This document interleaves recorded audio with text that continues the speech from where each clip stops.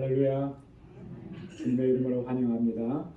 우리 이 시간 다 같이 우리 마음과 뜻과 정성을 다해서 거룩하신 하나님께 예배드리겠습니다.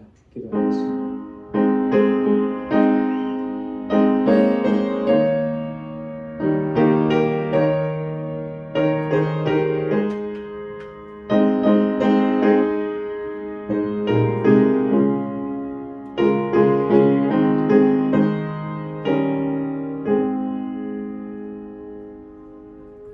여호와의 영광이 영원히 계속할지며 여호와는 자기 행사로 인하여 즐거워하실지로다.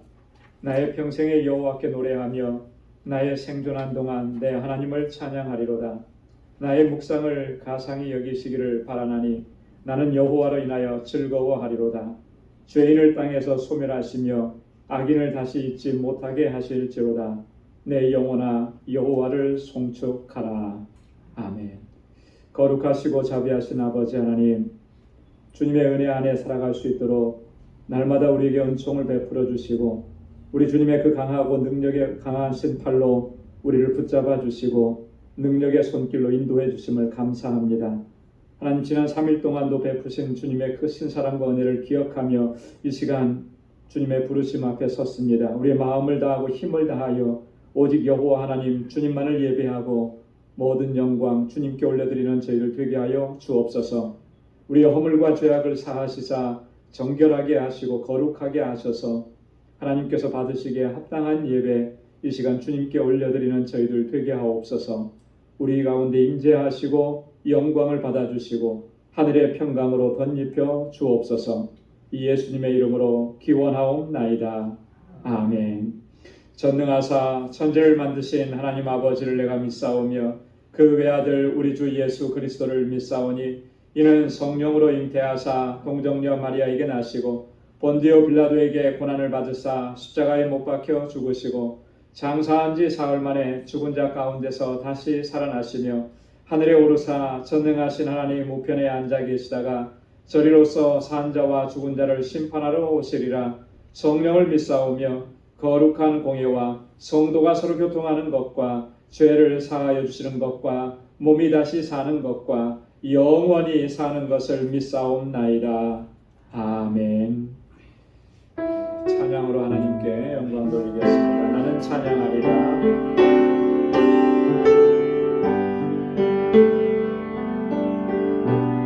나는 찬양하리라. 주님 그 이름 찬양. 예수 크신 주의 이름 나 찬양하리라.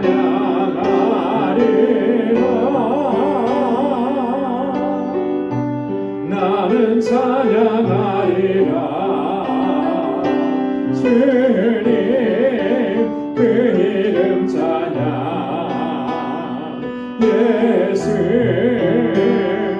크신 주의 이름 나 찬양하리라.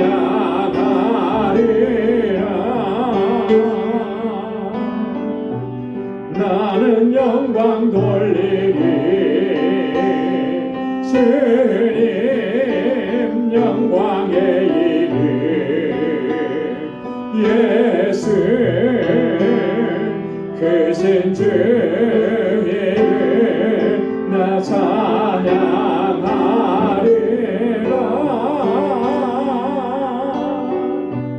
나는 영광 돌리리. 주님 영광의 주님 예수 크신 주의 이름 나 찬양하리라. 나는 영광 돌리리. 나는 영광 돌리리. 예수 영광의 이름 예수 크신 주의 이름 나 찬양하리라.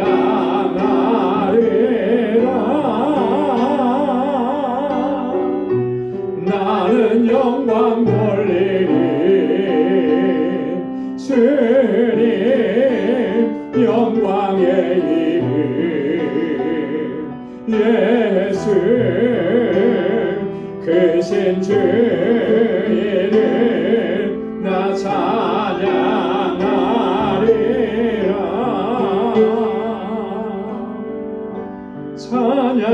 찬양하세 찬양하세 함께 소리 높여 찬양 드리세 찬양하세 찬양하세 함께 소리 높여 찬양 드리세 찬양 받기에 합당하신 주님 언제나 동일하신 주 무릎을 꿇고 주 이름 외치세 예수 나의 왕 예수 나의 왕 예수 나의 왕 아멘 찬양하세 찬양하세 함께 소리 높여 찬양 드리세 찬양하세 찬양하세 함께 소리 높여 찬양 드리세 찬양 받기에 합당하신 주님 언제나 동일하신 주 무릎을 꿇고서 주 이름 외치세 예수 나의 왕 예수 나의 왕 예수 나의 왕 아멘 아멘 나의 왕이 있으니 주님을 찬양합니다. 박수하면서 힘차게 찬양하겠습니다. 이 세상의 모든 죄를 밝히시는 주의 보혈 성자 예수를 위한 길 찬송하고 찬송하세 주님 앞을 멀리 떠나 길을 잃고 헤맬 때에 나의 길을 따라오사 주님 구원하셨도다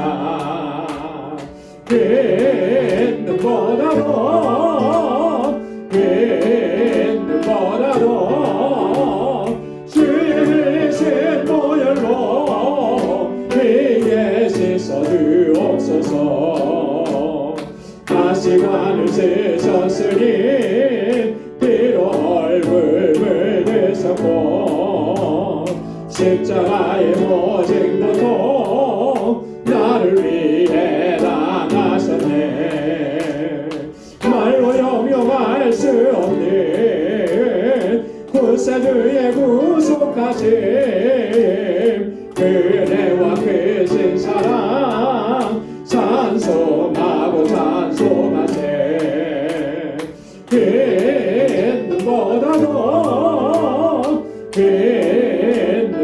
빛보다도 주의 신 보혈로 피게 씻어주옵소서 아버지를 멀리 떠나 바른 길을 저버리고 여러 가지 죄악으로 수없같이 되었으니 물 같은 것 가지고는 씻을 수가 없네 주여 귀한 몸의 피로 날 정결케 하옵소서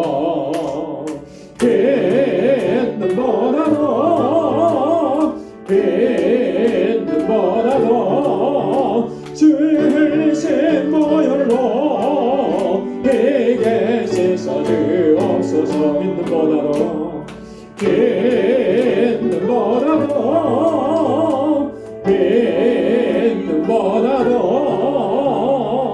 주의 흘리신 보혈로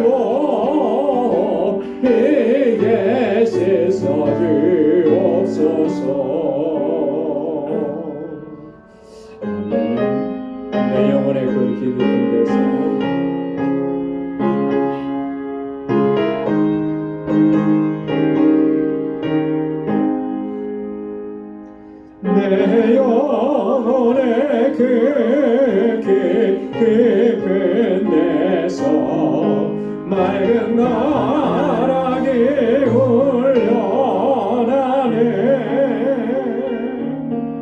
하늘 곡조가 언제나 흘러나와 내 영혼을 고이 싸네.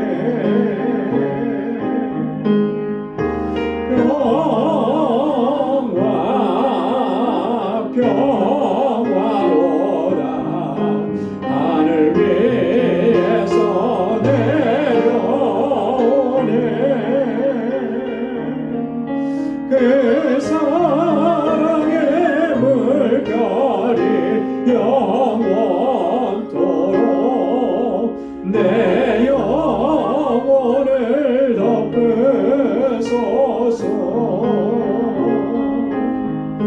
내 마음속에 솟아난 이 평안이 잎이 붙인 노래로다. 나의 보화를 캐내어 가져갈 자 그 누구랴 안심일세.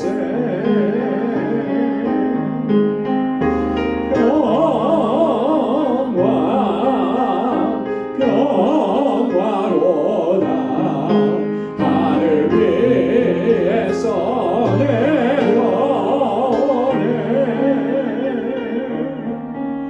그 사랑의 물결이 영원토록 내 영혼을 덮으소서. 내 영혼의 평화가 넘쳐나니 주의 축복을 받음이라. 내가 주야로 주님과 함께 있어 내 영혼이 편히 쓰네.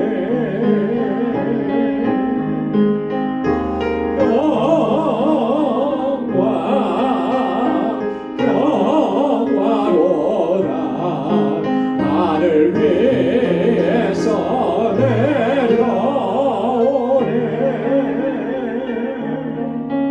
그 사랑의 물결이 영원토록 내 영혼을 덮으소서.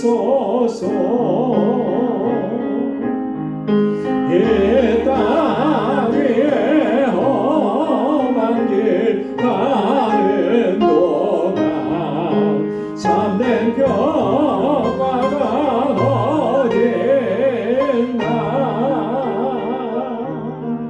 우리 모두 다 예수를 친구 삼아 참 평화를 누리겠네.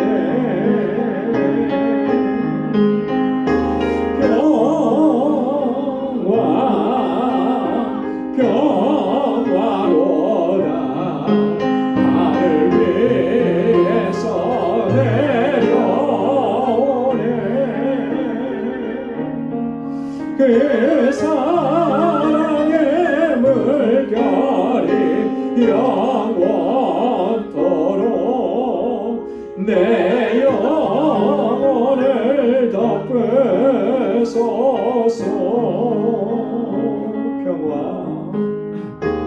평화로다 하늘 위에서 내려오네.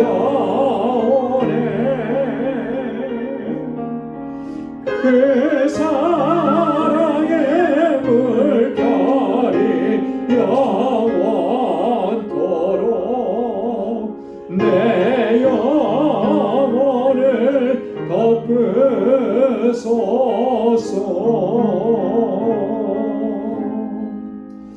아멘. 주님의 평강이 우리 가운데 함께하기를 소망합니다.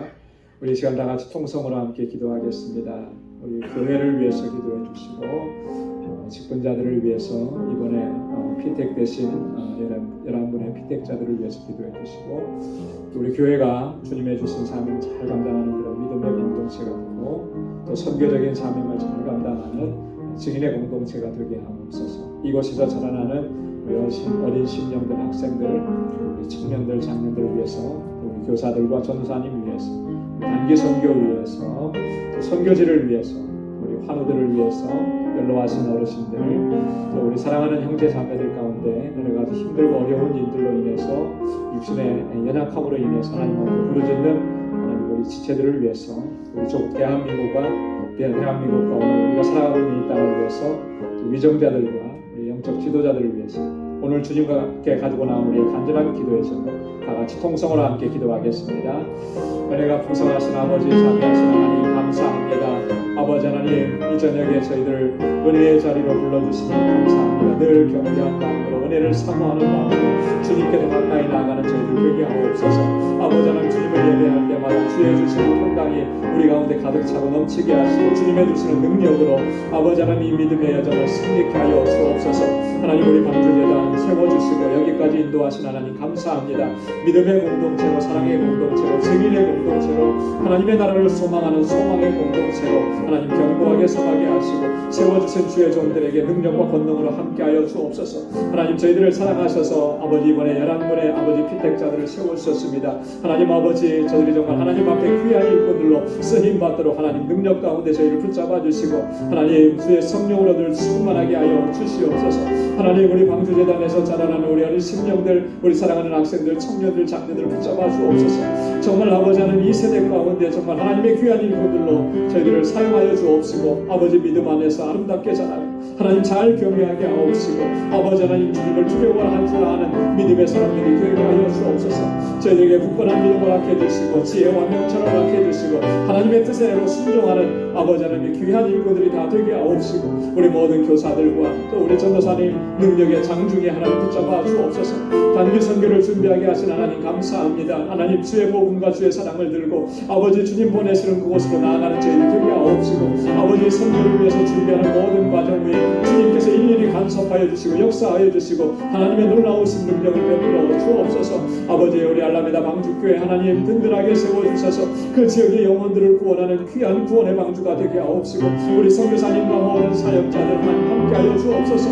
아버지 하나님, 또 IT에서 사역하시는 우리 박창환 선교사님, 또 아버지 하나님 미국 같은 아버지 하나님 니카라과에서 사역하는 우리 임상순 선교사님 하나님 그 모든 사역 위에 기름 부어주시사 놀라운 역사를 허락하여 주옵소서. 하나님, 우리 지체들을 위해서 기도합니다. 육신의 연약함으로 인해서 고통 중에 신음하는 사랑하는 주의 자녀들을 기억해 주시고 주의 손길로 만져주시고 주님 치료하여 주시고 하늘의 평강으로 건립혀 주옵소서. 우리 연로하신 어르신들 강건하게 붙잡아 주시고 하나님 주의 나라 소망하며 믿음으로 살아갈 수 있도록 도와주옵소서. 아버지 하나님, 우리 사랑하는 지체들 하나님 그 가정의 평강을 허락하여 주시고 그 하는 모든 일들이 주 안에서 형통하게 하옵시고 언제나 어디에서나 정말 하나님께 영광 돌리고 하나님의 자녀답게 살아가게 하시고 그리스도의 아름다운 향기로 드러나는 저희들의 복된 삶이 되도록 도와주옵소서. 이 시간 하나님 주님 앞에 우리 간절한 소망을 가지고 아버지 기도의 제목을 가지고 나와 부르짖고 간구합니다. 주의 종들의 그 기도 하나님 들어주시고 하나님의 선하신 응답을 허락하여 주옵소서. 매일매일의 삶이 하나님의 임재 가운데 살아가는 저희의 삶이 되게 하시고 하나님 주의 주시는 능력으로 승리케 하여 주옵소서. 오늘도 주님의 말씀으로 우리를 새롭게 하시고 주님 새로운 결단과 각오로 주님 앞에 나아가는 저희들 되게 하여 주시옵소서.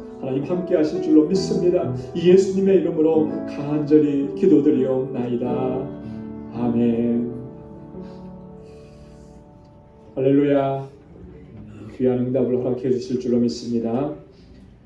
이제 우리 하나님의 말씀 함께 묵상하도록 하겠습니다. 오늘 묵상할 하나님 말씀은 고린도전서 16장 13절에서 마지막 24절까지 말씀입니다. 고린도전서 제16장 13절에서 마지막 절까지 한 절씩 교독하겠습니다.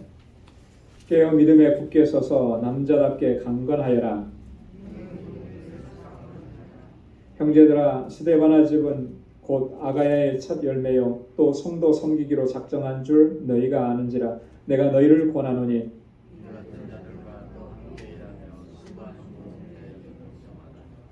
내가 스데바나와 부드나도와 아가이고에 온 것을 기뻐하노니 저희가 너희의 부족한 것을 보충하였음이니라.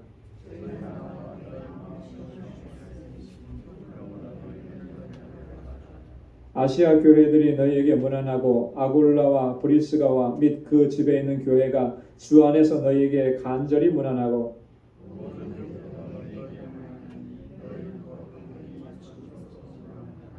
나 바울은 친필로 너희에게 문안하노니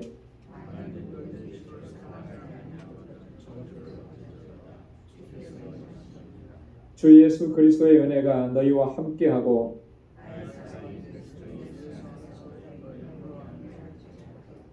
아멘.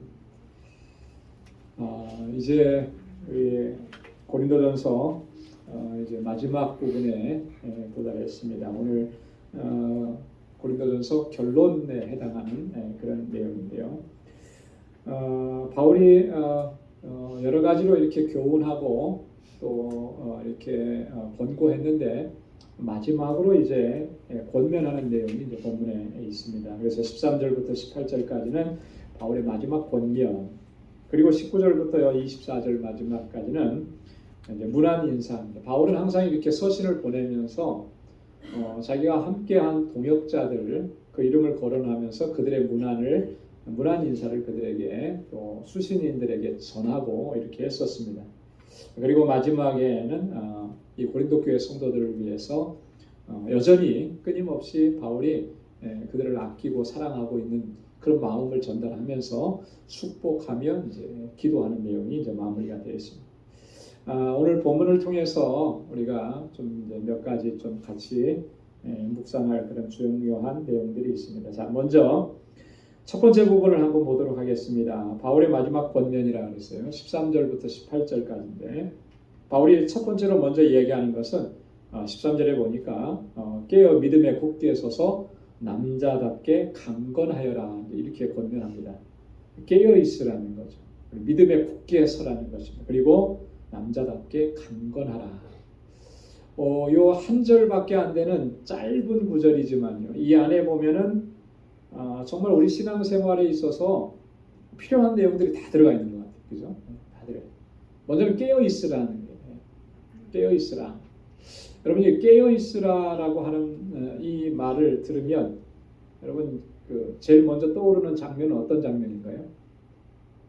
여러분 어떤 내용이 제일 먼저 떠오르세요? 깨어 있으라.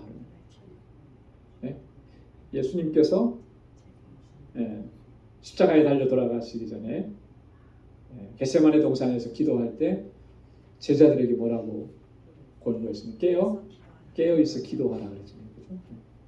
예수님의 이 공생의 사역을 마무리하는 마지막 지금 순간에 와 있는 거예요. 그 어느 때보다도 중요한 순간에 와 있죠. 그러니까 너희도 깨어서 기도하면서 주님의 마지막 십자가의 고난, 그 고난을 통해서 그 구속의 역사를 완성시키는데 거기에 함께 깨어서 동참하라는 거죠. 깨어 기도하라. 성경에서 깨어 있으라라고 하는 말은요, 주로 종말과 관련이 되어서 이 말씀을 많이 합니다. 그렇죠? 종말의 때, 마지막 때가 가까웠으니 깨어 있으라. 깨어 있으라.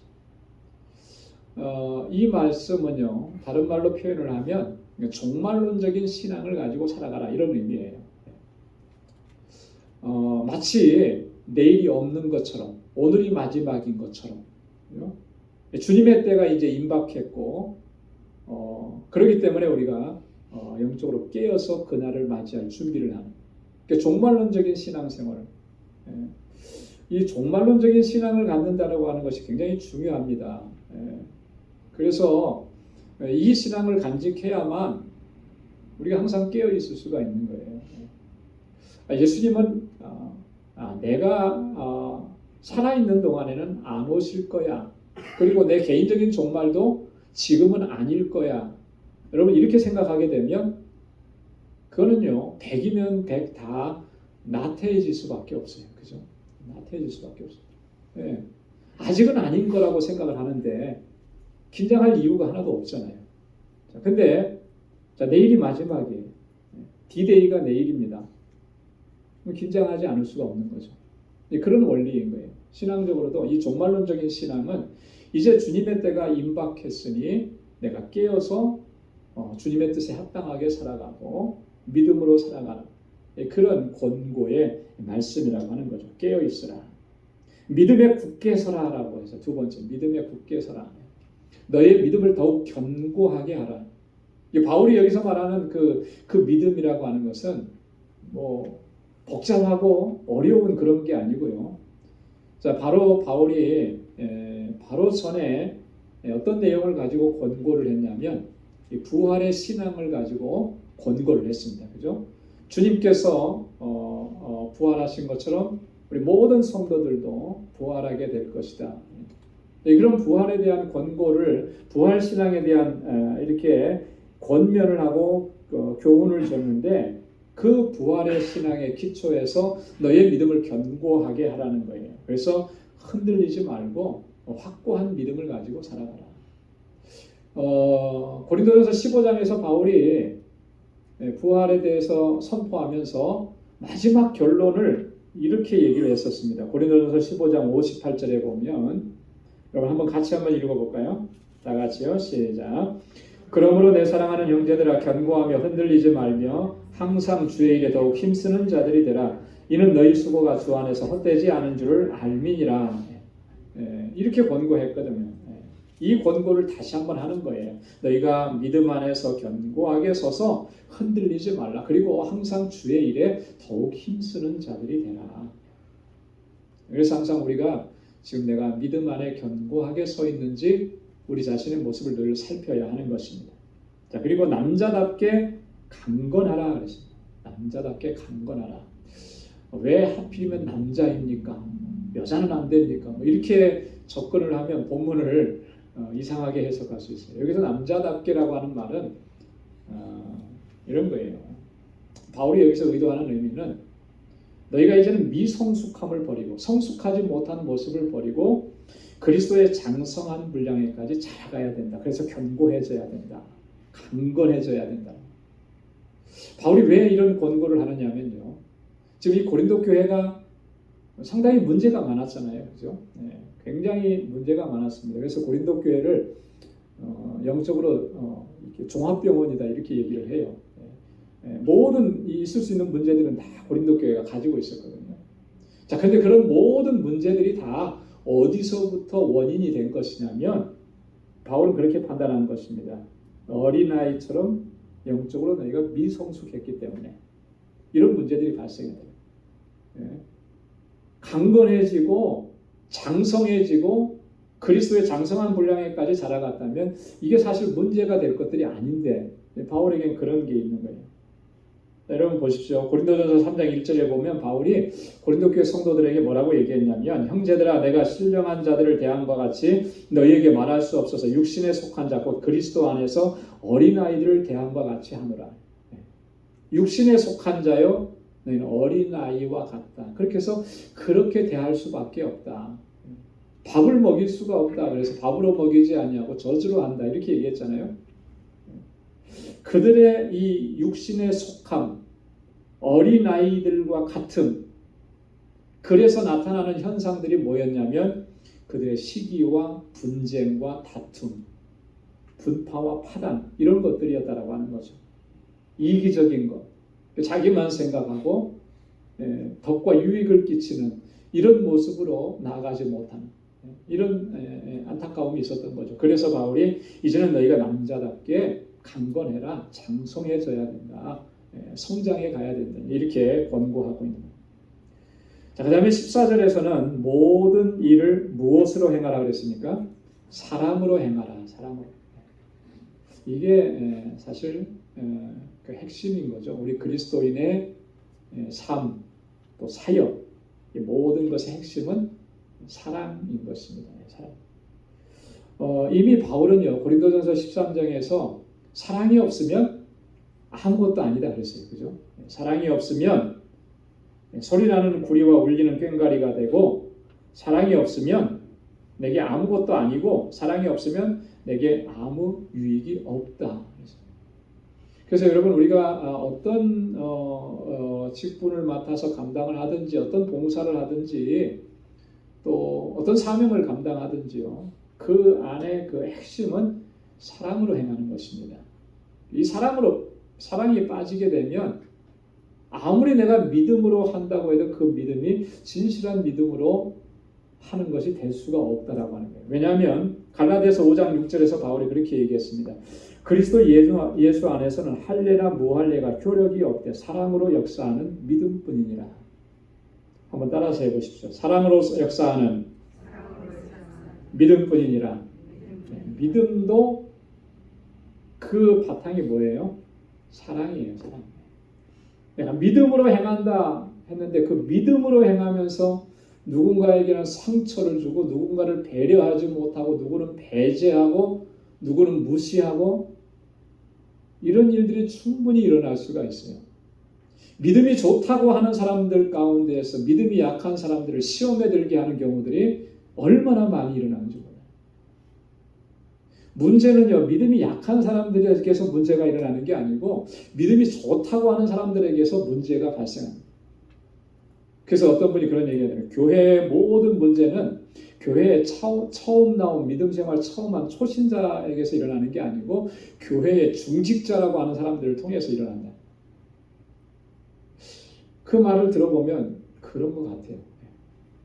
다들 똑같이 나는 이게 옳다고 얘기하고 이게 바르다고 얘기하고 서로의 경험과 또 그죠? 서로의 어떤 주관과 또 서로의 어떤 지식, 자기의 지식을 가지고 그렇게 주장을 하면서 대립을 하니까 거기서부터 이제 문제가 있어요. 사랑이 빠진 믿음의 행위들은요, 결국은 이렇게 갈 수밖에 없는 거예요. 그래서 바울이 얘기하는 것입니다. 사랑으로 역사하는 믿음뿐이니라 그랬어요. 믿음은 그 근저가, 그 배경이 사랑인 거예요. 그래서 내가 정말 주님께서 말씀하고 있는, 주님께서 나에게 베풀어 주신 그 사랑으로 사역도 감당하고 또 섬기면서 그렇게 공동체 안에서 행하고 있는지를 늘 살펴야 하는 것이죠. 그렇지 않으면 믿음으로 한다고 했는데, 그죠? 열심히 최선을 다해서 내가 정말 충성을 다했다고 했는데 그 흔적이 남는 것은 눈물과 고통과 아픔과 상처를 다른 사람에게 남길 수도 있다라고 하는 거예요. 이건 우리에게 경고인 것입니다. 여러분, 그래서 모든 일들을 사랑으로 행하라. 바울이 이렇게 권면하고 있는 것입니다. 자, 15절과 16절에서는 스데바나라고 하는 사람, 이 가정에 대해서 이야기를 합니다. 스데바나는 어떤 사람인가? 아가야의 첫 열매다 그랬습니다. 아가야 지방에서 처음으로 예수 그리스도를 영접한 최초의 신자라고 하는 거예요. 굉장히 의미가 있죠. 처음은 항상 중요한 의미가 있는 거예요. 그래서 그 한 사람으로부터 시작을 해서 아가야 지역에 또 교회가 세워지고 수많은 사람들이 예수 믿게 되고 이렇게 합니다.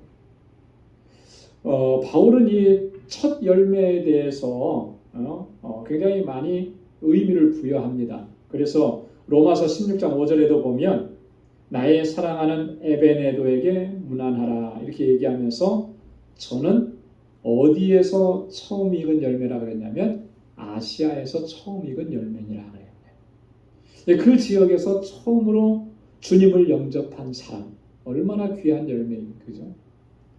저는 교회를 개척하지는 않았습니다만 그 개척교회를 하신 목사님들 얘기 들어보면 그러더라고요.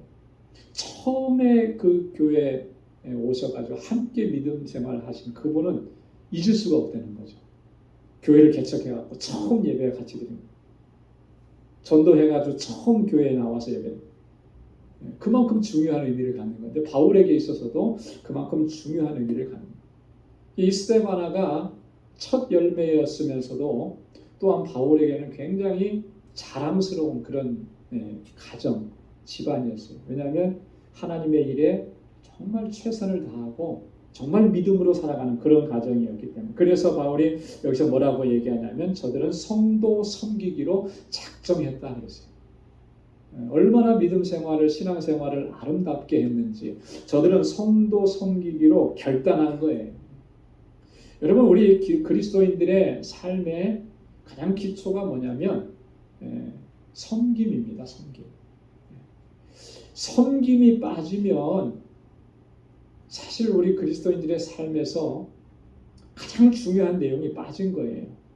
왜 그러냐면 여러분, 예수님께서 이 땅에 오실 때, 또 오셔서 공생의 사역을 하시면서 강조하셨던 내용이 바로 섬김이셨기 때문에. 마태복음 20장 28절에 보면 예수님께서 뭐라고 말씀을 하셨냐면 섬김을 받으러 온 것이 아니라 섬기러 오셨다 그랬어요. 섬기러 오셨다. 어느 정도로까지 섬긴다고 말씀을 하셨냐면 자기 목숨을 많은 사람의 대속물로 내어주셨다. 자기 생명을 내어주시면서까지 섬기러 오셨다. 그렇게 말씀을 하신 거예요. 그렇기 때문에 주님께서 이 땅에 섬김의 삶을 사셨는데, 이 땅에서, 그렇다면 주님의 제자요 하나님의 사람들이라고 하는 우리도 마땅히 그 삶의 모습은 섬김이어야 되는 거죠. 섬김을 받으려고 하는 것이 아니라. 우리가 어떤 면에서는 자꾸 이렇게 섬김을 받으려는 유혹을 많이 받을 때가 있습니다. 그리고 오늘날 교회 안에서도 사실 이런 부분들이 참 힘든 문제들이 되는 거예요. 어떤 신앙적인 연륜이 또 쌓여가고, 또 그리고 뭐 어떤 직분을 이렇게 얻게 되면 그 직분으로 섬기고 봉사하려고 하는 게 아니고 그 타이틀 때문에 내가 섬김을 받으려고 하는, 목사니까 목사로서의 대우를 받고 섬김을 받으려고 하는, 장로니까 장로로서의 대우를 받고 섬김을 받으려고 하는, 이거는 주님의 뜻과는 정반대로 가는 거죠. 주님께서도 이 땅에 섬기러 오셨는데 우리가 뭐라고, 그죠? 우리가 뭐라고 우리는 섬김을 받으려고 하느냐. 이건 뭔가 대단히 잘못된 거죠. 섬기는 자로 서야 돼요. 요한복음 13장 14절 15절에서 예수님께서 제자들의 발을 씻겨주시면서 뭐라고까지 말씀을 하셨냐면 이렇게까지 말씀하셨어요. 내가 주와 또는 선생이 되어 너희 발을 씻겼으니 너희도 서로 발을 씻기는 것이 옳으니라. 내가 너희에게 행한 것 같이 너희도 행하게 하려 하여 본을 보였노라. 섬기는 자가 되어야 하리라 라고 말로만 이렇게 하면은 잘 못 알아들을 것 같으니까 예수님께서 이렇게 데몬스트레이션을 한 거예요. 그죠? 본을 보여주신 거예요. 이렇게 하는 거다. 이렇게. 여러분, 그래서 우리 그 세족식도 참 이렇게 어떤 일이 있을 때 많이 하는데요. 그냥 그렇게 어떤 하나의 이벤트적인 세족식으로 끝나지 않고 우리의 삶 전체가 그렇게 우리 지체들, 형제들, 가장 낮은 곳에 있는 사람보다 더 낮은 곳에 내려가서 그들의 발을 씻어줄 수 있는 그런 섬김의 사람들로 설 수 있기를 주님의 이름으로 축원합니다. 자, 16절에 보면 이와 같은 자들과 함께 일하며 수고하는 모든 자들에게 복종하라 그랬어요. 복종하라. 수고하는 모든 자들에게 복종하라. 여러분, 복종하라라고 하는 이 말은요, 쉽게 설명하면 이런 거예요. 상대방의 밑에 자기를 두는 거예요. 나 자신을 상대방의 밑에 두는 자세, 그게 복종인 것입니다. 그렇게 하지 않으면 복종할 수가 없는 거죠. 오늘 우리는 그런 마음과 그런 자세가 필요하다. 특별히 이 스데바나 집 사람들은 성도 섬기기로 작정했다라고 하는데, 이렇게 선하고 아름답고 거룩한 일들을 행하는 사람들, 우리가 함께 협력하고 존중하고 또 순종해야 하는 거예요. 그것이 아름다움입니다. 하나님께서 기뻐하시는 모습이라고 하는 거죠. 자, 그 다음에 17절과 18절에 보면 스데바나, 브드나도, 아가이고 이런 사람들의 문안을 전합니다. 자, 근데 이 사람들이 어떠한 일들을 했는가? 17절에 보면 저희가 너희의 부족한 것을 보충하였음이니라 그렇게 얘기해요. 너희의 부족한 것을 보충했다. 도대체 어떻게 했길래, 무슨 일을 했길래 너희의 부족한 것을 보충했다라고 표현을 하는가? 이제 바울은 이런 의미로 얘기한 거예요. 이 사람들은 이런 거죠. 고린도 교회 성도들 그리고 바울 이 관계에서 서로에게 소식을 전해줘. 예를 들어서 바울의 이 고린도 교회 성도들에 대한 마음과 뜻을 전달해주고 고린도 교회에다가 또 고린도 교회 성도들이 또 뜻한 것 그런 것들을 바울에게 전달해주고 이렇게 중간에서 연결을 해주고 연락을 해주면서 부족한 부분들을 해소해주는 그런 역할을 한 것으로 봅니다. 그래서 18절에 그렇게 얘기하는 거예요. 저희가 나와 너희의 마음을 시원케 하였느니라. 뭔가 답답한 것이 있을 수 있죠, 그죠? 뭔가 명쾌하지 않은 것이 있을 수 있는 거예요. 요즘 같으면은야 이렇게 금방 무슨 문제가 있거나 그러면 금방 연락해 볼 수도 있는 그런 이런 기술이 다 있지만 예전에는 그런 게 없잖아요. 한 번 연락을 주고 받으려고 해도 몇 달씩 걸리는 그런 얼마나 좀 답답함이 있었겠습니까? 또 예기치 못한 그런 오해들도 생길 수가 있는 거예요. 사람이 또 이렇게 관계를 맺다 보면 오해 같은 것도 생길 수가 있고. 자, 그런데 이 스데바나 부드나도 아가이고 이 사람들이 그런 문제들을 지혜롭게 잘 해결해 준 거예요. 그래서 우리 마음을 시원케 해주었다. 여러분 이 중간 역할을 참 잘한 거죠. 여러분 이게 참 중요한 것 같아요.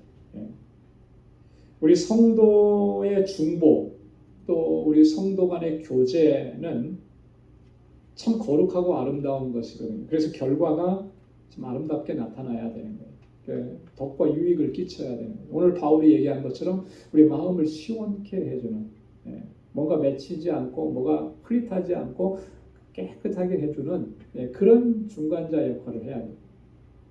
그렇기 때문에 여러분 우리가 항상 이 관계에 있어서 정말 조심해야 됩니다. 특별히 이 말이라고 하는 게요. 여러분 우리가 본의 아니게 이 전달을 하게 되는 그런 일들이 많습니다. 이쪽에서 들은 얘기를 이쪽으로 전달하게 되는 경우가 있고 이쪽에서 들은 얘기를 또 이쪽에서 전달하게 되는 경우 또 이렇게 어떤 카운셀링을 하게 되는 경우들이 생기죠. 그래서 양쪽의 얘기를 들어보고 이제 또 적절하게 또 이렇게 서로 화해할 수 있도록 하고 그런데 여러분 이때가 정말 조심스러운 거예요. 이거 주의를 기울여서 잘 하지 않으면 오히려 더 문제가 심각해지는 것입니다. 그래서 우리가 항상 듣기는 들어도 말하는 것은 항상 조심해요. 그리고 어떤 이 상황이나 사건들이 왜곡되어서 전달되지 않도록 특별하게 우리가 신경을 써야 하는 것입니다. 사람은 이 말이라고 하는 것은요, 한 사람, 두 사람, 세 사람을 건너가게 되면 본래에 했던 말과 달라지는 경우가 다반사입니다. 어쩌면 그렇게 대부분이 다 될 거예요. 그렇기 때문에 말하는 것이 굉장히 중요하다라고 하는 거예요. 우리가 이 공동체 안에서 정말 이 서로의 관계들을 오늘 바울이 지금 얘기했던 것처럼 서로의 마음을 시원케 해주는 그 중간 역할, 그 중보의 역할을 감당할 때 정말 하나님의 지혜가 필요한 것이고 시와 때가 필요한 것이고 그때에 맞는 적절한 말이 필요한 것이고 하나님께서 역사해 주시고 지혜를 주시도록 그렇게 간구해야 하는 것입니다. 그래야만 문제가 일어나지 않게 되고 문제가 일어나더라도 또 해결될 수 있고 쉽게 그 문제를 풀어갈 수가 있는 거죠. 그런 모습이 부족하게 되면 항상 갈등이 생길 수밖에 없는 겁니다. 그래서 우리가 항상 이 부분에 있어서 늘 주의하고 조심하면서 또 어떻게 하든지 덕과 유익을 끼칠 수 있는 그러한 우리의 자세, 그것을 견지해야 할 줄로 믿습니다. 자, 그 다음에 우리 두 번째 단락에 보면 마지막 문안 인사와 축도가 기록되어 있습니다. 19절부터 24절에 19절부터 20절까지는 바울이 교회와 성도들의 문안을 전하는 그런 내용입니다. 아시아에 있는 교회들이 문안한다 이렇게 얘기하죠. 이 아시아에 있는 교회라고 하는 성경에서 아시아라고 얘기하는 것은 우리 뭐 대한민국이 있고 뭐 동남아시아에 있고 이쪽을 얘기하는 게 아니고 터키 지역, 지금의 터키 지역을 얘기하는 거예요. 이 요한계시록 2장과 3장에 보면 아시아에 있는 7교회가 나오죠. 소아시아 7개. 이 지역을 얘기하는 것입니다. 이 소아시아 지역에 있는 교회들, 그 교회들의 중심에는 어떤 교회가 있었냐면 에베소 교회가 있었어요. 그래서 에베소 교회가 중심이었고 그 주변에 우리 골로새 교회라든지 뭐 라오디게아 교회라든지 이런 많은 교회들이 있었습니다. 이 교회들이 너에게 안부한다 이렇게 얘기하는 거고요. 자, 그 다음에 두 번째 보면 아굴라와 브리스가 또 그 집에 있는 교회가 너에게 문안한다. 아굴라하고 브리스가는 바울에게 있어서는 정말 중요한 동역자였죠. 브리스가라고 했는데 브리스길라, 브리스길라라고 하는 말이 이제 원래 말이고 브리스가는 애칭과 같은 그런 거예요. 그러면 아굴라하고 브리스길라는 원래 태생이 로마 태생이라고 해요. 그러니까 디아스포라 유대인인 거죠. 로마에서 태어나서 거기에서 자랐는데 이미 거기에서 예수 그리스도에 대한 믿음을 가지고 있었죠. 그런데 사도행전 18장에 보면 이 사람들이 로마에서 추방을 당합니다. 글라우디오 황제 때 유대인들 추방령을 내려서 고린도까지 오게 돼요. 고린도에서 바울을 만난 거예요. 그리고 바울하고 업이 같았어요. 그죠? 장막을 짓는 업이 같았습니다. 그래서 바울의 신실한 동역자가 되죠. 어느 정도로 신실하냐면 로마서 16장 3절로 4절에 보면 이 바울이 이 두 사람을 소개하면서 이렇게 얘기합니다. 저희는 내 목숨을 위하여 자기 목이라도 내어놓았나니. 여러분 이게 쉽지 않잖아요. 그죠? 바울을 위해서 자기 생명까지라도 내어놓을 만큼 그런 마음으로 그렇게 동역을 했던 사람. 자기 생명을 바쳐서 함께 동역을 했다. 바울이 어떻게 그 동역자들을 잊을 수가 있겠습니까? 근데 바울에게만 그렇게 한 게 아니고요. 로마서 16장 4절에 보면 나뿐 아니라 이방인의 모든 교회도 저희에게 감사하느니라고 했어요. 이방인 지역에 있는 모든 교회도 이 두 사람에게 감사한다. 그러니까 이 두 사람의 어떤 섬김과 복음의 사역은 바울 한 사람에게 집중되어 있지 않았다라고 하는 거예요. 그 주변에 있는 많은 교회들에게 헌신적으로 이렇게 사역을 하고 섬겼다라고 하는 것을 알 수가 있죠. 그 집에 있는 교회라고 했습니다. 브리스길라와 아굴라의 집이 교회였던 거죠. 가정교회였던 거예요. 자, 모든 형제로 너에게 문안하니 20절에 그렇게 얘기합니다. 모든 형제들도 다 너에게 문안한다. 자, 그러면서 21절에서 24절까지는 바울 자신의 문안과 또 축복하는 기도를 줍니다. 21절에 나 바울은 친필로 너에게 문안하노니. 친필로. 바울 서신서 보면요 대부분 다 바울이 그 편지를 대필하도록 그렇게 했어요. 로마서 같은 경우도 보면 누가 대필을 했냐면 이 더디오라고 하는 사람이 대필을 했어요. 왜 대필을 했을까? 바울이 쓰는 게 귀찮아서 그랬을까? 감옥에 있었으니까. 물론 그런 것도 있고요. 바울이 이제 학자들은 그렇게 얘기합니다. 바울이 그 육체의 가시가 있었다 그랬죠, 그죠? 그 육체의 가시를 제거해달라고 3번이나 하나님 앞에 기도했는데 하나님께서 주신 응답은 내 은혜가 내게 족하도다 이렇게 하죠. 근데 그때 그 육체의 가시가 아마도 안질이었을 것이다. 뭐 어떤 분은 이제 또 이제 어떤 뭐라고 하나요? 간질. 진짜 그 간질이라는 말이 생각이 나요. 간질이었을 것이다 이렇게 생각도 하고. 근데 안질이었을 것이다는 것에 더 무게감이 있어요. 왜냐하면 다메섹 도상에서 빛으로 나타나신 주님을 만나고 눈이 멀었던 적이 있었잖아요. 그죠? 물론 그 뒤에 다시 회복되어졌지만 그 이후로 이제 그것이 흔적이 된 거죠. 그래서 이미 이때는 이제 바울이 뭔가를 이렇게 읽고 쓰고 하는데 많은 불편함을 느꼈을 것이다. 그래서 다 대피를 하도록 그렇게 한 건데 마지막에만큼은 문안 인사할 때만큼은 바울이 직접 쓴 거예요. 그래서 어떤 서신에 보면 제가 지금 정확하게 기억은 안 나는데 바울이 그런 표현을 써요. 큰 글자로 내가 문안 인사를 쓴다. 이렇게 큰 글자로. 왜 그렇게 큰 글자로 써야 했겠습니까? 강조하기 위해서? 물론 그렇기도 하지만 큰 글자로 쓸 수밖에 없는 그런 본인의 건강 상태가 있었던 것이죠.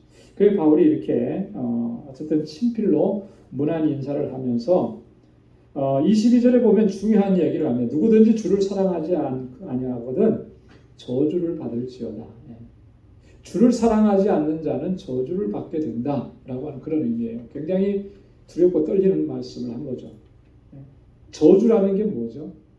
바울이 여기서 말하는 저주라고 하는 것은 하나님의 진노로 말미암아서 영원한 지옥의 형벌을 받게 되는 것. 이게 저주인데 누가 그런 저주를 받게 된다라고 하느냐면 주를 사랑하지 아니하는 자라고 했어요. 아주 명확합니다.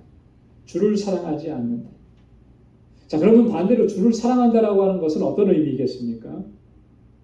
그러면 주님을 사랑한다고 우리가 고백을 하고 그렇게 신앙생활을 했는데 그 주님을 사랑한다라고 하는 것이 어떤 의미겠어요? 열심히 교회 일을 하고 열심히 봉사하고 주일 열심히 지키고 이게 주님을 사랑한다라고 하는 것이겠습니까? 물론 그것도 포함이 되겠지만 본질적인 건 이거예요. 주님 사랑한다라고 하는 것은 예수 그리스도의 그 구속의 은혜에 대해서 내가 감사하고 감격을 가지고 주님을 섬기는 것. 그게 주님을 사랑하는 것. 여러분, 주님께서 나를 구원해 주셨고 하나님의 자녀로 삼아주신 이 구속의 은혜가 너무나 귀하고 값져서 그것에 대한 감사가 식어지지 않는 거죠. 그 감격이 마르지 않는 거죠. 그렇게 주님을 섬기는 것, 그게 주님을 사랑하는 거라는 거죠. 열심히 주님의 일, 교회에 와서 봉사하고 하는 거 다 좋은데요. 그 모든 동기가 주님께서 나를 구원해 주셨기 때문에, 나를 사랑해 주셨기 때문에 그 은혜가 감사해서 생각할 때마다 여기가 뜨거운 거예요. 생각할 때마다 눈물이 나는 거예요. 그 감격을 가지고 기쁨으로 섬기는 거죠. 무엇이 되었든지 간에. 그게 주님을 사랑하는 거예요. 주께서 임하시느니라 그랬습니다. 주께서 곧 임하신다라고 하는 거예요. 주님의 오실 때가 가까웠다. 이때까지만 해도 바울은 어떤 신앙관을 가지고 있었냐면 임박한 종말 사상을 가지고 있었던 거예요. 주님께서 곧 오시리라. 여러분, 주 예수여 어서 오시옵소서. 이게 뭐라 그러죠? 마라나타. 그죠? 우리가 지금 말하는 마라나타라고 하는 말은 아람어예요. 아람어입니다. 신약의 성경은 헬라어로 기록되었죠. 헬라어로 기록되어 있어서 헬라어로 얘기하면 거의 비슷해요. 발음은 마라나타. 아람어로는 마라나타가 되는 주 예수여 어서 오시옵소서.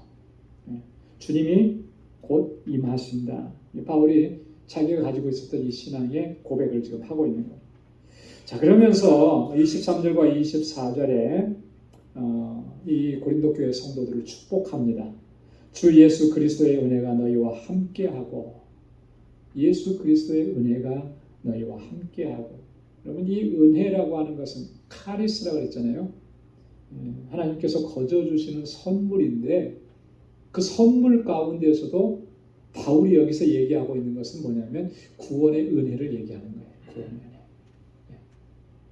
너희 성도들, 너희 안에 모든 성도들이 한 사람도 예외 없이 예수 그리스도의 은혜 가운데 있기를 원한다. 그 구원의 은혜에 다 참여하는 사람들이 되기를 원한다. 이렇게 바울이 이야기하는 것입니다. 그리고 24절에 보면 나의 사랑이 그리스도 예수 안에서 너희 무리와 함께 할지어다. 너희를 향한 나의 사랑이 너희에게 잘 전달되기를 원한다. 여기에 보면은 바울이 이 고린도 교회에 대해서 얼마나 정말 애정을 가지고 있는지를 알 수가 있잖아요. 그죠? 고린도 교회가 문제가 참 심각한 교회였죠. 바울의 이 속을 깨나 썩힌 그런 교회인 것은 분명해요. 그럼에도 불구하고 바울은 이 고린도 교회를 사랑하지 않을 수가 없는 거예요. 그죠? 자신이 그것에 복음을 전했고 또 이 성도들을 양육했고 목회를 했고 그 한 영혼 한 영혼이 너무나 소중한 거죠. 저렇게 싸우고 분쟁이 있고 이렇게 시기가 있고 어린아이 같고 안타까움은 있지만 그래도 포기할 수 없는 거예요. 너무나 사랑스러운 존재. 바울이 그 마음을 지금 여기서 표현을 하는 것입니다. 여러분, 아까도 말씀을 드렸듯이 우리 신앙 공동체 또 우리 믿음 생활의 가장 핵심적인 것은 사랑으로 행하는 것이라 그랬는데요. 여러분, 이 사랑은 본질적으로 사랑은요, 오래 참아주는 겁니다.